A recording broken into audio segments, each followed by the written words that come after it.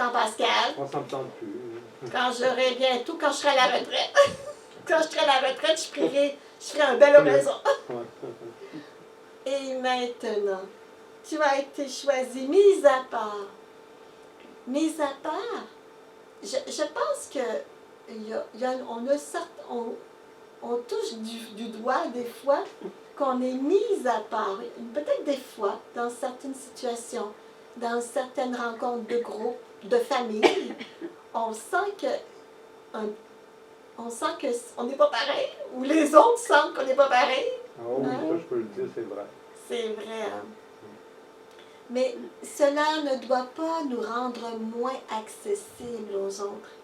Et cela ne doit pas nous éloigner comment dire, vous savez, c'est vrai qu'on est mis à part, mais il faut que dans notre manière d'être mis à part, on reste très simple et accessible aux autres, mais aussi que le cœur des autres, en dessous de leur carapace, on y soit sensible.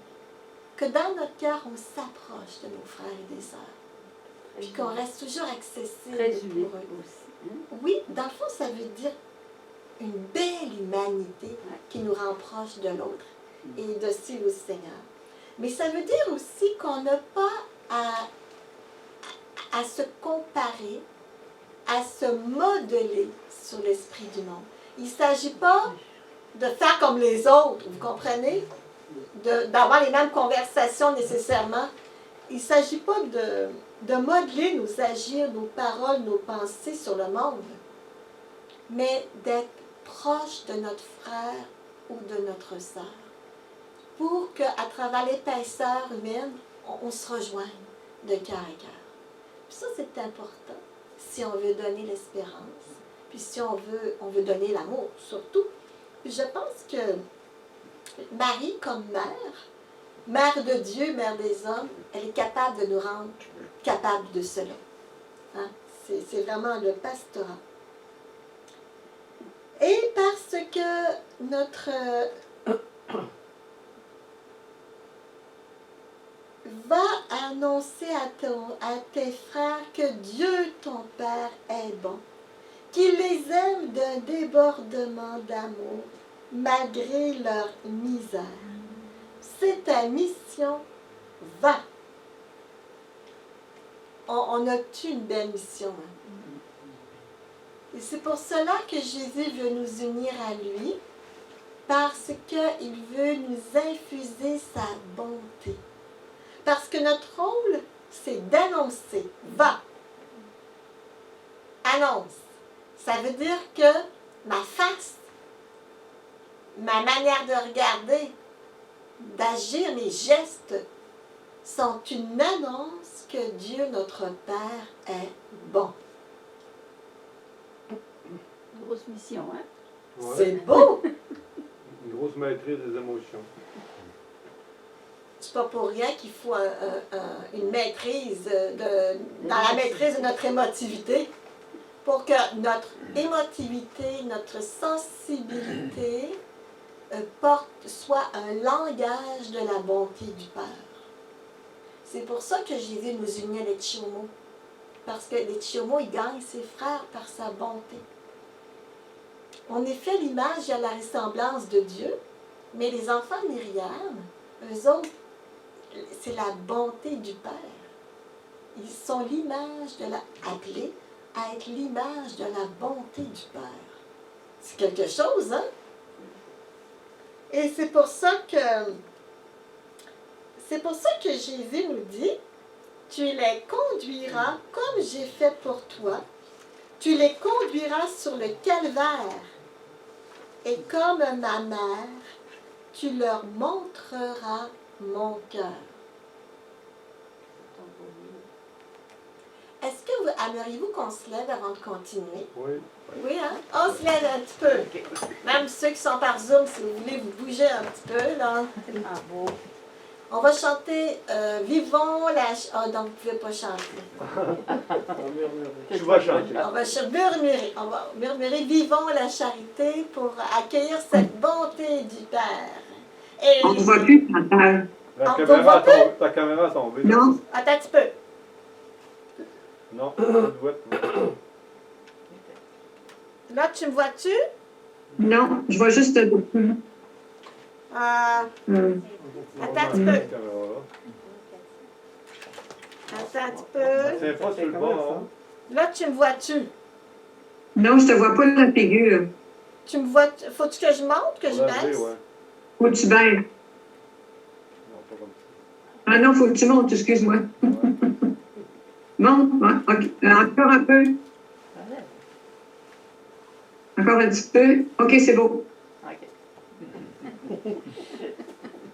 Ben, avez-vous bougé durant ce temps-là, vous Ah, autres, non, vous non, me regardez? on t'a regardé. comme dans le On t'a regardé. Attendez que tu chantes. On veut que ça Ma marche. joie, Christ a ressuscité. Il est vraiment ressuscité. Debout, soyons les témoins de sa vie. On est mort pour lui. Puis je vous donne la permission, quand, des fois, si vous êtes trop fatigué, tu ne vois pas, là, hein? Il a tombé. À tomber. T'as tombé. Veux-tu que j'aille la Comment ça tient, cette affaire-là? Ah oui, hein, Je connais pas ça. Ça n'a pas l'air. Est-ce que tu me vois? Oui, je te vois. Non. Une pince. Attends un petit peu. Là, la pincer un peu. On va le voir. Encore monte. OK, c'est beau. OK, ben je vais Là, je te reculer vois. comme ça. Touche plus Alain. Parce qu'il y a un collant. Il colle plus. Je te vois pas beaucoup, là, mais... Mais tu ne vois pas beaucoup, tu Là, comme ça. OK, c'est correct. Ça, c'est beau. C'est comme du collant en reste, c'est pas fort.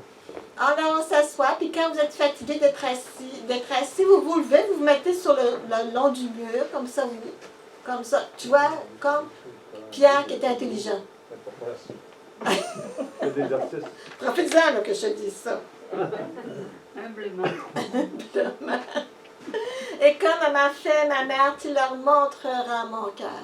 Alors le Seigneur aussi nous demande de nous prendre mutuellement par la main pour nous conduire nos frères et sœurs sur le calvaire, dans le sens de sur le lieu de la miséricorde, du salut, et pour que Marie aussi leur parle, leur montre Jésus. Je me disais combien le Seigneur veut nous donner du respect et de la délicatesse pour le cheminement de nos frères et de nos sœurs. Parce que on a à se laisser interpeller par eux. Hein? Puis même des gens qui ne cheminent pas, ou bon, ils ont toutes des choses à nous apprendre aussi. Et le témoin doit être très humble, parce qu'on a à apprendre de tous. L'Esprit Saint travaille le cœur de chacun. Il faut des fois aller plus loin que l'apparence, puis tasser les mauvaises herbes pour trouver la petite fleur que le Seigneur veut nous donner à travers nos frères et nos sœurs, même ceux qui cheminent pas. Mais aussi, il veut nous donner un cœur de pasteur. Patient. Parce que le Seigneur a été, mettons-le au présent, est tellement patient avec nous.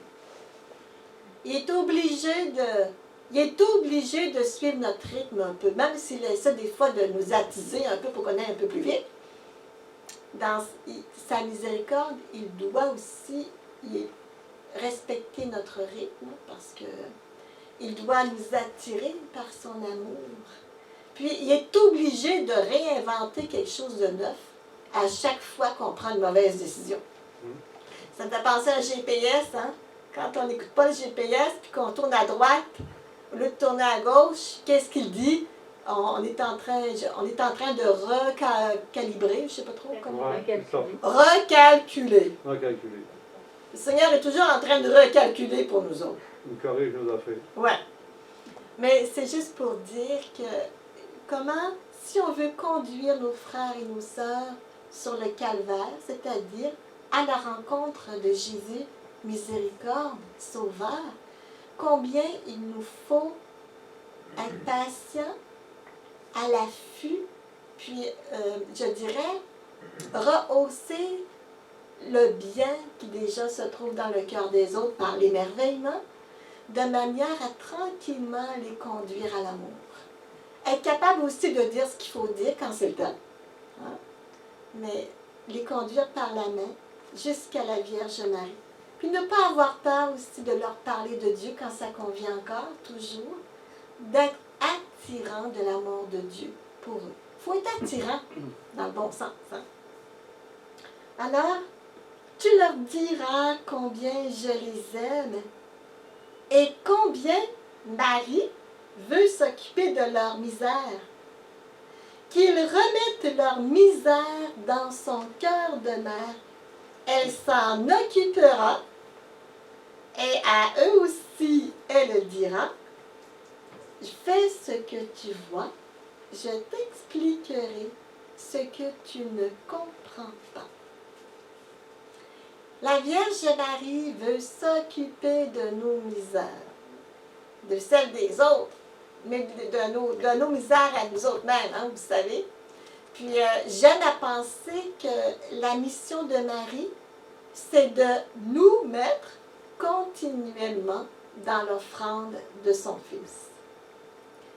Des fois, nous autres, on veut vivre la mission de suppléance, puis on essaie de mettre telle personne, telle situation dans l'offrande de Jésus.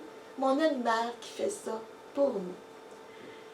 Et elle s'occupe de toutes nos misères parce que Marie a une sensibilité exquise de tout ce qu'on peut vivre comme maman. Jésus a pris tous les péchés. Et on pourrait dire que Marie, d'une certaine façon, avec son Fils, a pris toutes les peines, les misères, les souffrances. Et Dieu lui a donné une sensibilité à tout ce qu'on peut vivre, bien plus grande que la sensibilité de la meilleure des mamans qui sent quand son fils ou sa fille va pas bien. Hein? Les mères, des fois, vous le sentez, hein? Même si votre enfant veut vous cacher quelque chose, vous le sentez. Ben ça, c'est rien par rapport à ce que Marie vit par rapport à nous. Elle a cette sensibilité et ce pouvoir d'intercession. Elle veut s'occuper de toutes nos misères. Il faut y croire. On l'a pris comme maman. Surtout, elle nous a pris comme ses enfants. Et aussi tous ceux à qui, tous ceux qu'on lui confie. Des fois, il y a des parents qui ne savent plus quoi faire avec leurs enfants et qui disent à Marie, Marie, là, signe un acte d'adoption. C'est toi qui vas adopter mes enfants. Tu t'en occupes comme celle qui a la responsabilité de mère. Des fois, on fait ça. Hein? On dit, Marie, adopte tel enfant. Adopte-moi. Mais aussi, en Myriam, on est appelé à partager le mystère de la compassion de Marie par notre mission de suppliance. À nous aussi, le Seigneur veut nous donner une vraie sensibilité à ce que vivent nos frères et nos sœurs. Une sensibilité qui nous rend proches des autres et vigilants à tout prendre pour le mettre dans le cœur de Jésus. Une mission de suppléance. On est appelé au mystère, à partager le mystère de la compassion de Marie. On le fait de différentes manières. Notre appel à la miséricorde, c'en est un. Notre appel surtout à l'offrande. Notre mission de suppliance, je dirais, est une manière profonde d'être unis au cœur compatissant de Marie, à la mission de Marie. Et on est consacré à Marie, c'est pas pour rien. On est consacré à Marie pour qu'elle nous offre à la miséricorde trinitaire. Et on est consacré à Marie pour qu'elle nous unisse à son cœur, pour qu'ensemble avec elle, on offre tous et chacun à la miséricorde trinitaire dans l'offrande de Jésus. Alors, tu sais, Sœur Jeanne, elle va dire souvent que la mission de suppliance, c'est vraiment important dans Myriam. C'est quasiment le cœur du cœur. C'est la mission qu'on va vivre jusqu'à notre mort. Là. Puis on tomberait dans le coma que notre mission de suppléance serait là encore. Là. Hein, parce qu'on est unis à Marie, qui nous unit à l'offrande de Jésus. Mais concrètement, vu qu'on n'est pas dans le coma, Marie veut nous partager sa sensibilité. Sa sensibilité, ce n'est pas les émotions, là. C'est cette espèce de proximité du cœur dans la charité qui fait que on est proche de l'autre pour le mettre dans l'offrande de Jésus. Et vous savez que ce mystère de compassion n'est pas là pour nous écraser, là. Marie au pied de la croix, là, elle était, c'est pas moi qui l'invente, là. Elle était debout. Alors, il ne faut pas avoir peur de s'approcher de la souffrance du monde si on le vit uni à Marie dans l'offrande de Jésus. On sera debout. Si nous sommes écrasés, puis des fois on entend ça, moi j'écoute plus les nouvelles, c'est trop dur. Il ne s'agit pas d'écouter les nouvelles tout le temps, là. Mais on n'est pas obligé d'être écrasé non plus. Parce qu'on est unis à Marie, puis qui nous met dans qui nous unit à elle dans ce mystère de suppliance, de prière, d'espérance, qui fait qu'on peut accompagner les gens qui n'en peuvent plus, qui vivent la croix, la souffrance. On peut les accompagner puis leur dire, tu n'as pas à être écrasé. Non, Jésus t'a sauvé. Ton passé n'a pas à t'écraser. L'avenir, encore moins. Les souffrances du monde, non. Viens dans le mystère de la compassion de Marie, de l'offrande de Jésus. Et tu vas voir que la croix est enceinte de la résurrection.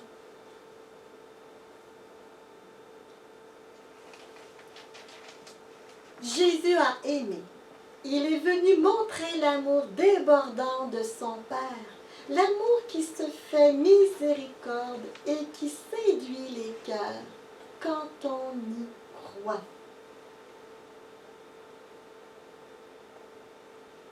Va, enfant, n'hésite pas. Cet esprit de paix et de joie que j'ai promis avant de quitter mes frères, tu leur diras, il est là. Alors là, le Seigneur, vous savez que la grâce de la fondation de Myriam, c'est la grâce de la foi. Amoureuse et audacieuse des enfants de l'Évangile. Bravo. L'amour qui se fait miséricorde et qui séduit les cœurs quand on y croit. Le Seigneur veut nous plonger dans la foi. Foi amoureuse, foi audacieuse. Un jour, Sœur Jeanne, peut-être un peu une boutade, là, elle disait, c'est quoi le plus grand péché à Myriam qui pourra être, là? J'espère qu'on ne le commet pas trop souvent. C'est de ne pas croire qu'on est aimé. C'est ça. Hein, pas croire à la miséricorde. Et au contraire, il veut nous enraciner. Et je dirais que toutes les conversions qu'on a à vivre, quand on les vit, c'est une conséquence d'un pas de plus qu'on fait dans la foi en l'amour de Dieu. Croire qu'on est aimé. Toutes les conversions ont un lien direct avec ça. Quand on y croit, va, enfant, n'hésite pas. Dans l'objet de nos promesses et de nos vœux, il y a des choses auxquelles on renonce. Est-ce que vous vous en souvenez? Oui. Ben, demandons un ou une, Alain. On renonce au contraire de la joie. On renonce à la tristesse. Hein? Les hésitations. On renonce aux hésitations. À l'esprit du monde. Oui, sans doute, mais ce n'est pas dans l'objet Dans la direct. Ok, on l'appelle. Aux comparaisons. Comparaison. Bravo. Méfiance. Méfiance Méfiance. pour le de charité. Justification, oui. En fait, c'est toutes nos... Va, quand le Seigneur dit « Va, enfant, n'hésite pas », c'est comme s'il disait « Vas-y, maintenant que tu as renoncé aux comparaisons, aux tristesses, à l'hésitation, ben, il y en a d'autres aussi, là, je ne l'ai pas présentement, mais vous irez voir dans l'objet de vos vœux. Là. Maintenant, tout ça, ça te faisait hésiter. Maintenant, là, que tu as renoncé, n'hésite pas, je t'envoie de l'avant. Va, parce que non seulement tu as renoncé à ces vieilles affaires-là, Mais l'esprit de paix et de joie, il est là. Il est là et il est avec toi.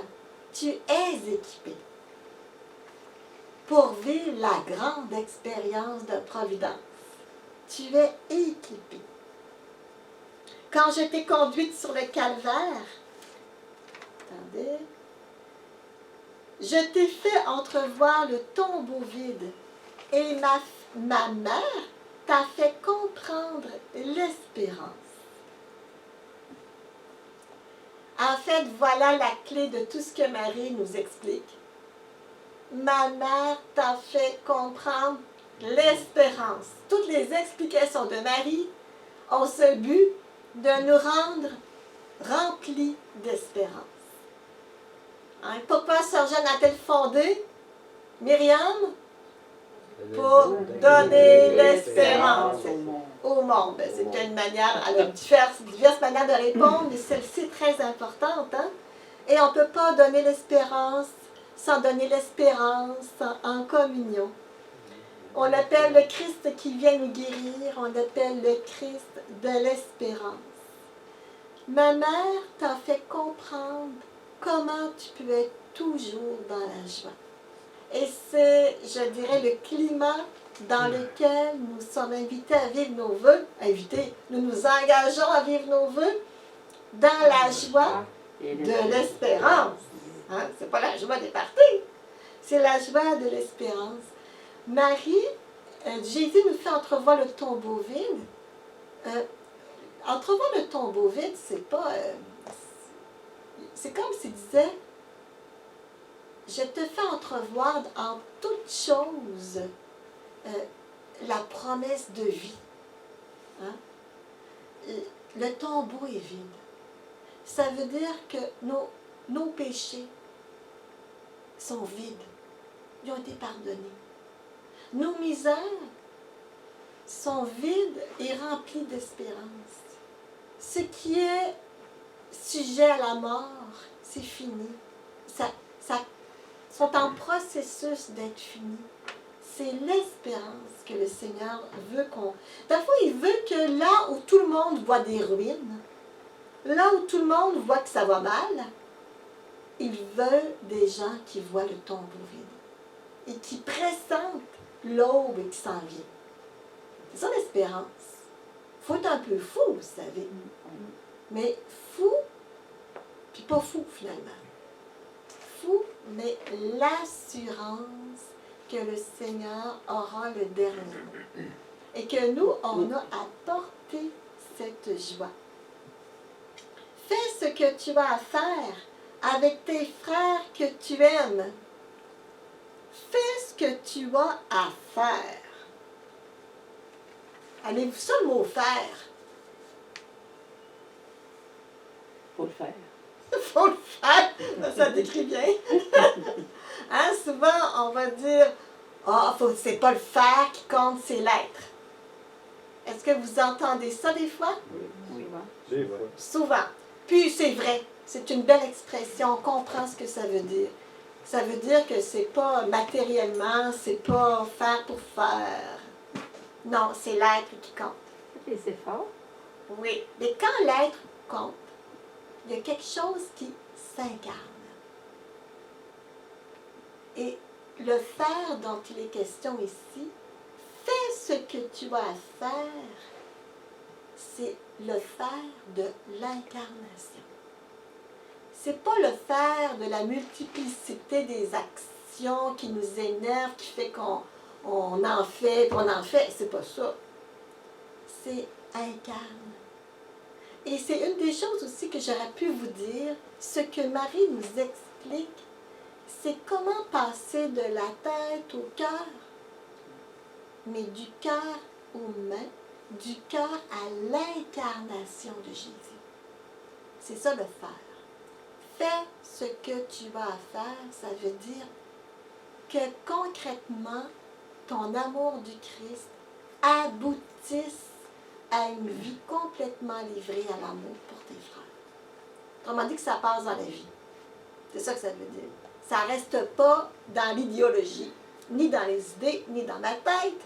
mais que concrètement, je lave les pieds de mes frères et de mes sœurs. C'est ça ce que ça veut dire. Incarne.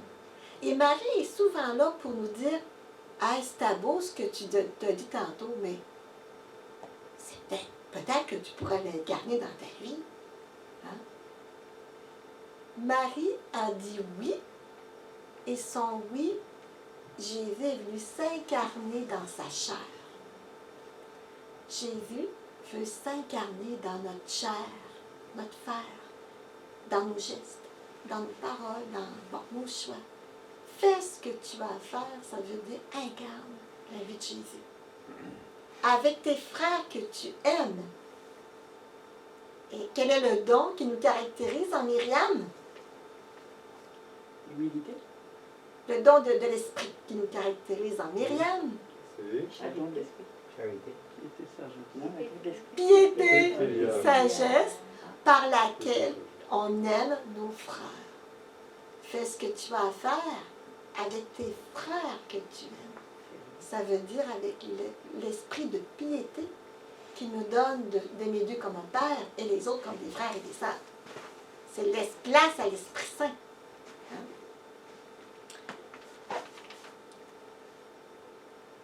Tu leur montreras mon cœur plein d'amour sur le calvaire, mais aussi tu leur montreras le tombeau vide, cette assurance de l'espérance.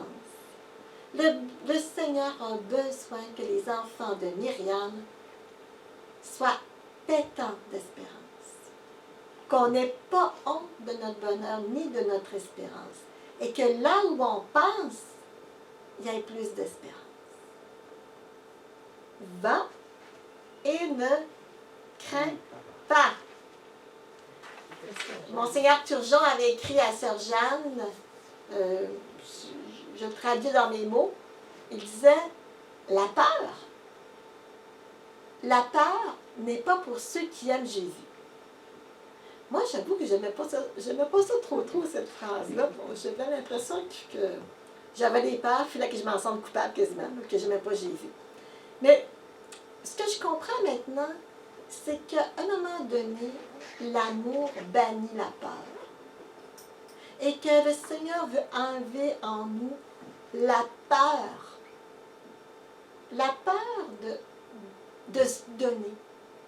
La peur de faire trop confiance. La peur de l'apparence, de ce que les autres vont penser. Il veut nous rendre libres. C'est ça que ça veut dire. Va, n'aie pas peur, ne crains pas, va, sois libre. Libre parce que te sachant aimer, sauver, tu peux dire oui à ta place dans la confiance et l'assurance de l'espérance. Alors c'est beau, hein? Alors là, je vous ai un peu médité cette parole-là, mais il pourrait avoir 56 000 enseignements sur la parole, on ne l'aurait pas épuisé, hein? Alors vous allez faire comme José, vous allez prier ça. Et l'enseignement est fini, là, mais vous pourrez regarder aussi le suivi qu'on peut faire à la maison pour approfondir. Hein, vous l'aurez dans ce que je vais vous envoyer. Mais je vous suggère, avec ce que je vous ai écrit, de peut-être de reprendre des petits bouts d'enseignement. En prendre le méditer 2-3 jours, parce que ça fait beaucoup, là, ça fait du stock. Là. Puis je suis certaine que ça va nous pénétrer et ça va nous renouveler pour attiser notre désir, puis grandir dans l'abandon et la charité, parce que c'est les engagements que nous faisons, l'abandon filial et la charité fraternelle, dans la joie de l'espérance, pour témoigner de l'amour du Père et combien il est bon.